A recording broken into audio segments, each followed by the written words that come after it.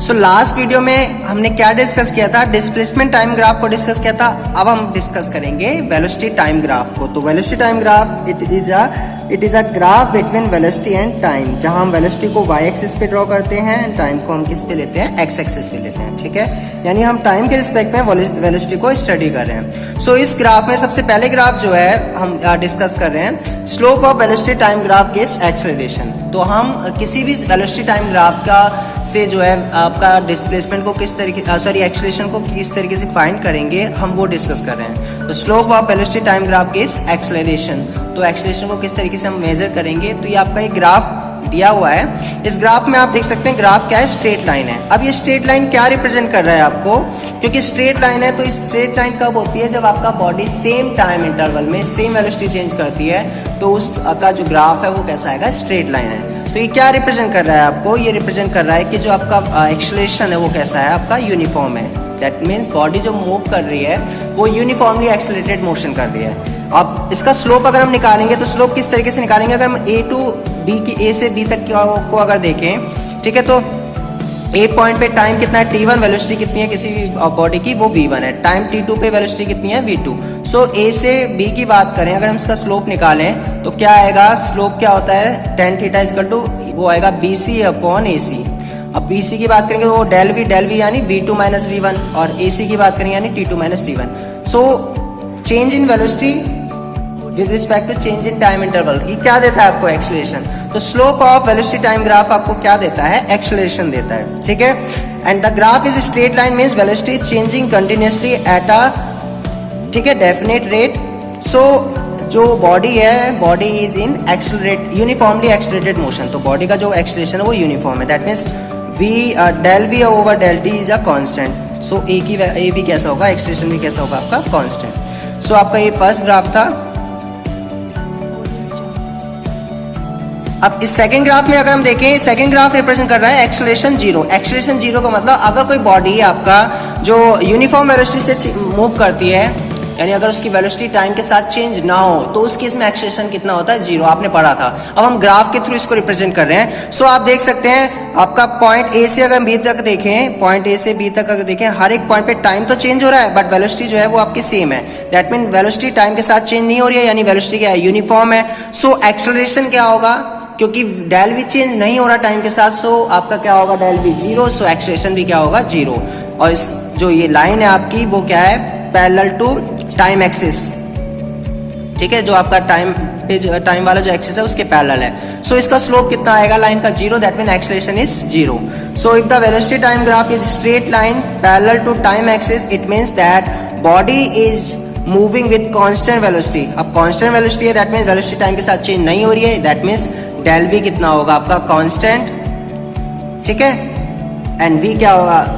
Del we क्या होगा? आपका जीरो होगा। ठीक है, कांस्टेंट नहीं होगा, सॉरी। डेल वी क्या होगा? आपका जीरो होगा। एंड वी क्या होगा? आपका कांस्टेंट। सो एक्सेलरेशन क्या हो जाएगा बॉडी का? वो कितना हो जाएगा? जीरो। और स्लोप भी आपको पता है कितना होगा? जीरो। थर्ड ग्राफ को हम देख रहे हैं। थर्ड ग्राफ में हमने दो बॉडी के मोशंस को कंपेयर किया, यानी दो बॉडी के मोशन के लिए वेलोसिटी टाइम ग्राफ प्लॉट किया है। तो यहाँ रेड वाली जो लाइन है वो रिप्रेजेंट कर रही है आपके बॉडी बी के मोशन को, एंड ब्लू वाली लाइन रिप्रेजेंट कर रही है बॉडी ए के मोशन को। अगर हम इन दोनों जो ग्राफ आ रहे हैं, रेड वाला जो आ रहा है, ब्लू वाला, अगर इनका हम स्लोप निकालें दोनों का, अगर हम θ1 एंड θ2 देखें, तो आप क्या देख सकते हैं कि जो आपका रेड लाइन आपका जो है उसका जो थीटा है वो θ2 ग्रेटर है किससे? ब्लू वाली लाइन, दैट मीन्स θ1। सो जो स्लोप होगा वो आपका लाइन जो ओ बी वाली लाइन है उसके लिए ज्यादा होगा देन ओ ए लाइन। सो स्लोप बी के लिए ज्यादा हो रहा है, दैट मीन्स जो एक्सेलरेशन ऑफ बी है वो क्या है? उसकी वैल्यू क्या है? ग्रेटर है देन एक्सेलरेशन ऑफ ए।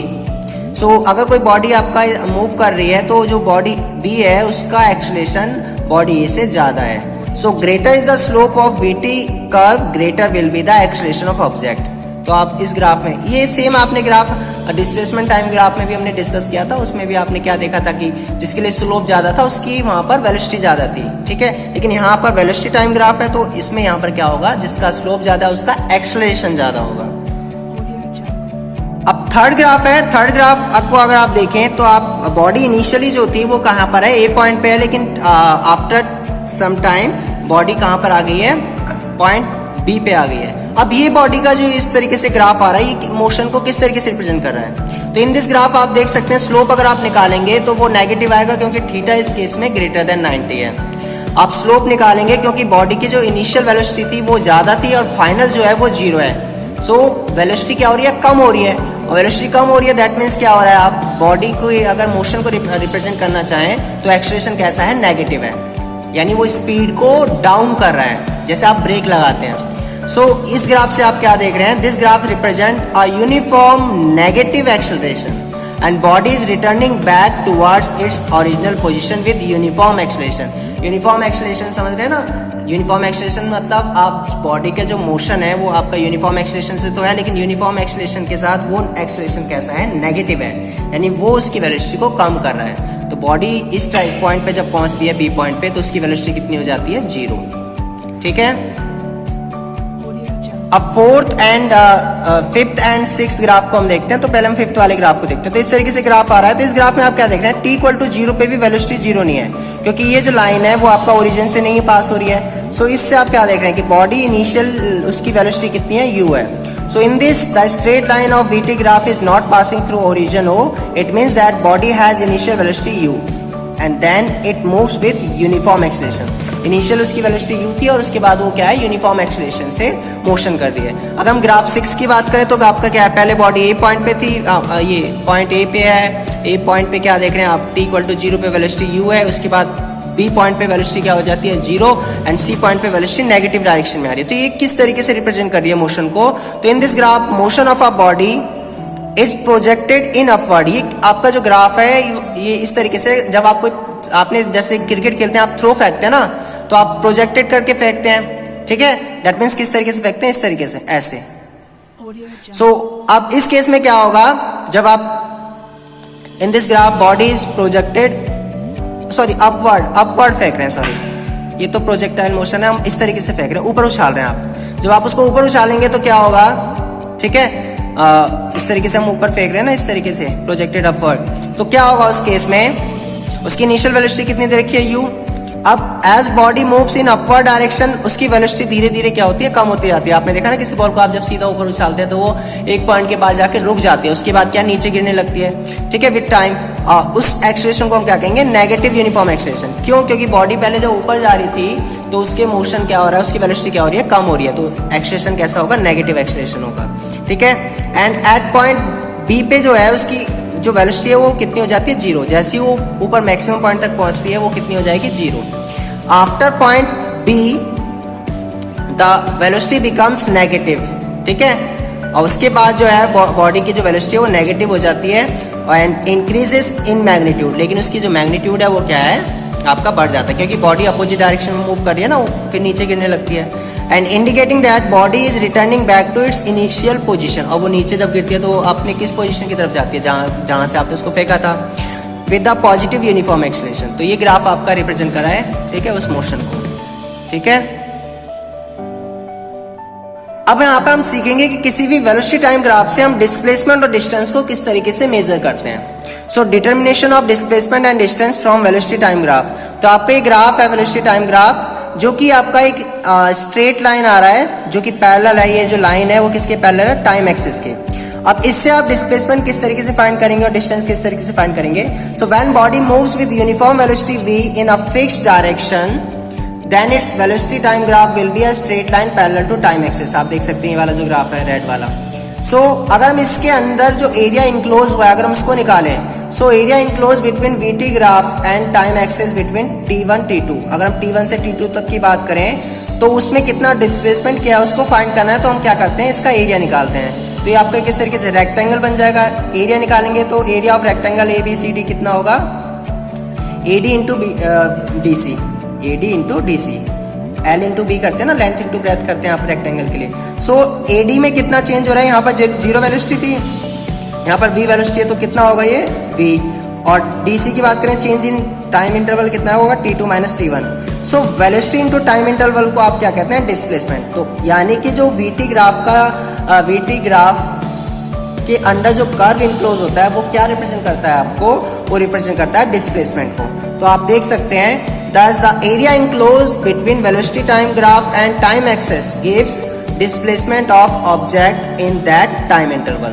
ठीक है, तो एरिया आप किसकी मेजरमेंट है, डिस्प्लेसमेंट की। ठीक है, अब सेम तरीके से हम डिस्टेंस को भी मेजर कर सकते हैं, क्योंकि आपको पता है डिस्टेंस और डिस्प्लेसमेंट को हम किस तरीके से मेजर करते हैं। ठीक है, तो आपका किसी भी वेलोसिटी टाइम ग्राफ का अगर हम एरिया निकाल लें, ठीक है, अंडर जो आपका कर्व है एंड जो टाइम एक्सिस है उसके बीच में, तो आपका वो डिस्प्लेसमेंट देगा आपको। ठीक है,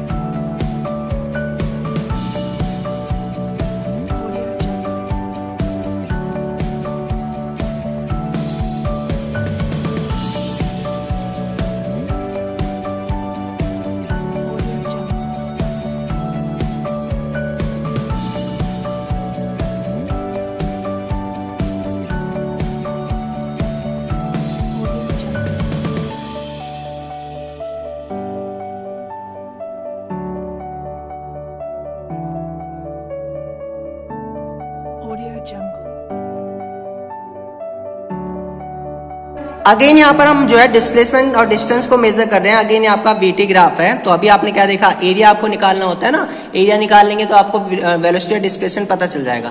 लेकिन बॉडी की जो वेलोसिटी है वो पॉजिटिव भी हो सकती है और नेगेटिव भी हो सकती है, तो उसी के अकॉर्डिंग हमने एक ग्राफ प्लॉट किया है। अभी तो हमने एक स्ट्रेट लाइन वाला ग्राफ इससे पहले डिस्कस किया था, अब हम यहाँ पर एक ग्राफ डिस्कस कर रहे हैं। इसमें जो अपर है टाइम से जो अबव वाला ग्राफ है वो उसमें वेलोसिटी क्या है, पॉजिटिव है, लेकिन जो उससे टाइम एक्सिस से बिलो वाला ग्राफ है वो क्या रिप्रेजेंट कर रहा है, वेलोसिटी नेगेटिव को। तो इस केस में अब हमें जो है डिस्प्लेसमेंट और डिस्टेंस को मेजर करना है, तो हम कैसे करेंगे, तो उसकी कुछ कंडीशंस हैं वो हमें देखना पड़ेगा। ठीक है, so since velocity can be positive और negative, so the graph above the time axis has positive velocity, ये तो हमने बता दिया आपको, and the graph below the time axis has negative velocity, यानी इसके नीचे वाला जो है, टाइम के नीचे वाला जो ग्राफ है वो इसकी नेगेटिव वेलोसिटी होगी। सो अगर हमें फाइंड करना है total distance, so distance is a scalar quantity. ठीक है, तो आपको डिस्टेंस, टोटल डिस्टेंस या टोटल पाथ, अगर आपको पाथ लेंथ आपको मेजर करनी है फ्रॉम वीटी ग्राफ, तो हम क्या करेंगे, उसके जो ऑल एरियाज हैं, यानी चाहे वो आपका पॉजिटिव वाले का एरिया हो चाहे नेगेटिव वाले का एरिया हो, उनको हम ऐड करते हैं, उनका एल्जेब्रिक सम करते हैं, और उसमें हम साइन को नहीं रखते। दैट मीन्स इसका ग्राफ, इसका एरिया और इसका एरिया, इन दोनों को ऐड कर देंगे तो आपका टोटल डिस्टेंस निकल के आएगा। So for finding the total distance और total path from VT graph, all areas irrespective of fact that they are above or below the time axis, यानी हमें उससे मतलब नहीं है कि चाहे वो ऊपर है या नीचे, हम उनको केवल ऐड करेंगे। Are added, that is negative sign is ignored, यानी ऐसा नहीं है कि ये नीचे है तो इसकी जो एरिया है उसको नेगेटिव लेंगे, इसके एरिया को पॉजिटिव लेंगे और दोनों को ऐड करेंगे तो मतलब आप सब्ट्रैक्ट करेंगे, ऐसा नहीं है, दोनों को ऐड करेंगे। जैसे अगर इसका कुछ एरिया है, इसका कुछ एरिया है, तो हम दोनों को क्या करेंगे, ऐड करेंगे, उनके साइन को नहीं रखेंगे हम। ऐसा नहीं है कि अगर ये नेगेटिव एरिया है तो उसको नेगेटिव करके लिखेंगे, नहीं, उसको पॉजिटिव करके ही लिखना है आपको, यानी हम उसको ऐड करेंगे, साइन को हम इग्नोर कर देते हैं। लेकिन ये कब इग्नोर करते हैं, जब हम आप डिस्टेंस निकाल रहे हैं, यानी टोटल पाथ लेंथ निकाल रहे हैं। वहीं अगर हम डिस्प्लेसमेंट निकालेंगे तब हम उसको जब ऐड करेंगे तो उसके साइन के साथ रखेंगे, यानी इसको पॉजिटिव रखेंगे और उसको नेगेटिव। तो आप देख सकते हैं, for finding displacement from VT graph, the area above the time axis are taken as positive, while those area lying below the time axis are taken as negative, and then all areas are added together with sign। लेकिन displacement निकालते time हम उसके sign को भी ध्यान में रखते हैं और उसके अकॉर्डिंग हम उसको ऐड करते हैं। ठीक है, अब हम डिस्कस करते हैं VT graph, velocity time graph for non uniform motion. अगर कोई बॉडी टाइम के साथ सेम टाइम में जो वेलोसिटी चेंज कर रही है वो डिफरेंट करे, तो उसका जो मोशन है वो कैसा होगा, नॉन यूनिफॉर्म होगा। तो उस केस में हम उसके एक्सेलरेशन को किस तरीके से फाइंड करेंगे, तो यहाँ पर हम दो एक्सेलरेशन फाइंड कर सकते हैं, एक एवरेज और एक है इंस्टेंटेनियस। सो सबसे पहले हम एवरेज की बात करते हैं। तो if the velocity of object is varying continuously then its velocity time graph will be a curve. तो उस टाइम अगर यूनिफॉर्म वेलोसिटी की बात करें तो इस तरीके से कर्व आएगा। सेम आपने डिस्प्लेसमेंट टाइम ग्राफ में भी देखा था। ठीक है। अब इसमें अगर आपको एवरेज एक्सेलरेशन निकालना है तो आप उस पे क्या करेंगे, इस कर्व पे 2 पॉइंट लेंगे ए एंड बी, यानी हमें T1 से T2 के बीच में इस टाइम इंटरवल में जो एवरेज एक्सेलरेशन है वो फाइंड करना है। तो सबसे पहला स्टेप क्या होता है, इन पॉइंट्स को मिलाते हुए आप एक लाइन ड्रॉ करते हैं जो कि लाइन ए बी है। अब आप क्या करेंगे, इस कर्व का स्लोप ना निकाल के इस लाइन ए बी का स्लोप निकालेंगे। सो इस लाइन ए बी का अगर मैं स्लोप निकालूंगा, slope of line A B, वो आपको क्या देगा, average acceleration in time interval D T. So slope क्या होगा, B C upon A C, that means del V यानी V2 minus V1 upon del T यानी T2 माइनस T1। सो ये आपको क्या दे रहा है, this gives average acceleration. So average acceleration निकालने के लिए किसी भी कर्व यानी नॉन यूनिफॉर्म मोशन का जो कर्व आता है उसके लिए आप 2 पॉइंट कंसीडर करते हैं ए एंड बी, और एक उन दोनों पॉइंट को जोड़ते हैं। तो आप इन दोनों पॉइंट्स के लिए जो टाइम इंटरवल ये है आपका dt, इसमें आपकी इसको आपका एवरेज एक्सेलरेशन देगा। ये एवरेज एक्सेलरेशन जो है इस टाइम इंटरवल में, किसी पर्टिकुलर टाइम पे नहीं है, ये एक इंटरवल में दे रहा है, ठीक है, यानी यहां से यहां तक जो एवरेज एक्सेलरेशन है उसकी मेजरमेंट है, ठीक है। So it means if VT graph is in the form of continuous curve, then the slope of line joining any 2 points of curve gives average acceleration of the object during the time interval between those 2 points. लेकिन अगर मुझे किसी particular point यानी point A पे अगर acceleration find करना है, तो उस पर्टिकुलर पॉइंट पे एक्सेलरेशन अगर आपको फाइंड करना है तो आप उस पर्टिकुलर पॉइंट पे एक्सेलरेशन जो फाइंड कर रहे हैं उसको हम क्या कहेंगे, इंस्टेंटेनियस एक्सेलरेशन, क्योंकि हम उस पर्टिकुलर टाइम उस पर्टिकुलर पॉइंट पे एक्सेलरेशन फाइंड कर रहे हैं। तो अब उसके लिए हम कैसे करेंगे, ठीक है, जैसे हमने वेलोसिटी टाइम ग्राफ में भी डिस्कस किया। तो उसके लिए अगेन आप इस पर्टिकुलर टाइम पे आपको अगर इस पर्टिकुलर पॉइंट ए पे एक्सेलरेशन फाइंड करना है, यानी इस टाइम पे T1 टाइम पे इस पर्टिकुलर पॉइंट ए पे एक्सेलरेशन फाइंड करना है, जिसको हम कहेंगे इंस्टेंटेनियस एक्सेलरेशन। तो उसके लिए हम क्या करेंगे, हम क्या करते हैं, स्टेप बाय स्टेप इस पॉइंट बी को इसके क्लोज लेके आते हैं, और जैसे जैसे क्लोज लेके आएंगे लाइन ड्रॉ करेंगे। तो अब हम इसी को देख लेते हैं, हमने डिस्कस करते हैं इसी को। सो अगर आपको इंस्टेंटेनियस एक्सेलरेशन निकालना है फ्रॉम VT कर्व, तो जो आपने कर्व अभी देखा था, ठीक है, ये कर्व था ना, इस कर्व में हम इस B पॉइंट को A के क्लोज लेते जाएंगे। तो सबसे पहले हम इसको यहाँ इस तरीके से क्लोज ले गए, तो इस लाइन का आप ये लाइन आएगी, फिर आप इसको और क्लोज लेके आएंगे तो ये लाइन आएगी, फिर जैसे आप इसको और क्लोज लेके आएंगे बी को, तो एक पॉइंट ऐसा आएगा कि अब ये जो लाइन थी जो इन पॉइंट को जोड़ रही थी वो एक टेंजेंट बन जाएगी, यानी इस कर्व पे क्या बन जाएगी, एक टेंजेंट, जो किस पॉइंट से पास हो रही है, ए पॉइंट से। तो आप क्या करेंगे, इस पॉइंट से जो टेंजेंट है, ये आपका जो आपका ये टाइम एक्सिस है उससे जो एंगल बना रहा है थीटा, अब हम इसका स्लोप निकालेंगे, और इस टेंजेंट का स्लोप वही होगा जो इस कर्व का स्लोप है, और ये आपका जो है स्लोप आपको क्या देगा, इंस्टेंटेनियस एक्सेलरेशन देगा, ठीक है। सेम हमने डिस्प्लेसमेंट टाइम ग्राफ में भी डिस्कस किया था।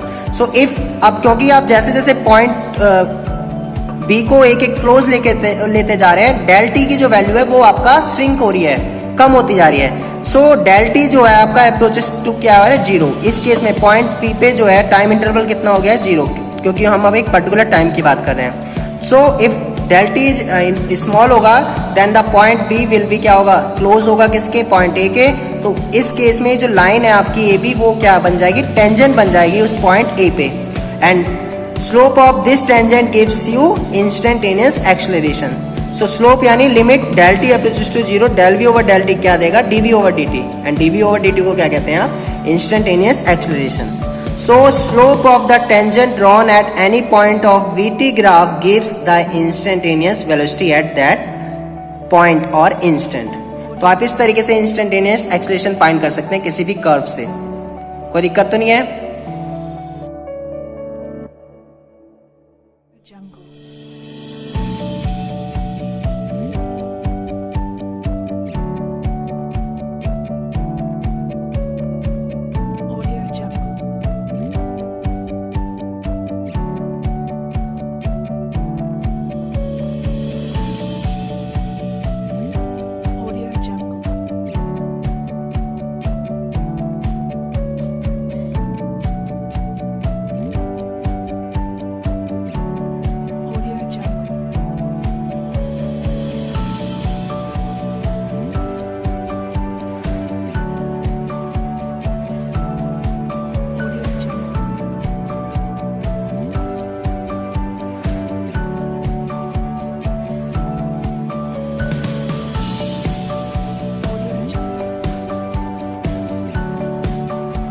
अब हम डिस्कस करेंगे एक्सेलरेशन टाइम ग्राफ। तो एक्सेलरेशन टाइम ग्राफ में हम सबसे पहले जो डिस्कस कर रहे हैं वो ग्राफ देख रहे हैं कब, जब बॉडी आपका कांस्टेंट एक्सेलरेशन से मोशन में हो। So if a body is moving with constant acceleration then its velocity आपका acceleration time graph will be straight line, जो कि पैरेलल किसके होगा, एक्स टाइम एक्सिस के। सो आप देख सकते हैं ए से भी अगर हम देखें तो बॉडी जो है अपना एक्सेलरेशन जो है चेंज नहीं कर रही है, यानी उसका एक्सेलरेशन कांस्टेंट है। तो उस केस में हम बात करें तो अगर हम इस जो आपका एक कर्व है और जो टाइम है इसके बीच में अगर हम जो एरिया इनक्लोज हुआ है उसको अगर हम कैलकुलेट करें तो आपको क्या देगा। So area enclose between eighty curve and time axis between time t1 and t2। तो एरिया ऑफ रेक्टेंगल अगर हम निकालें PQMN तो क्या होगा, अगेन आपको पता है PN इंटू MN।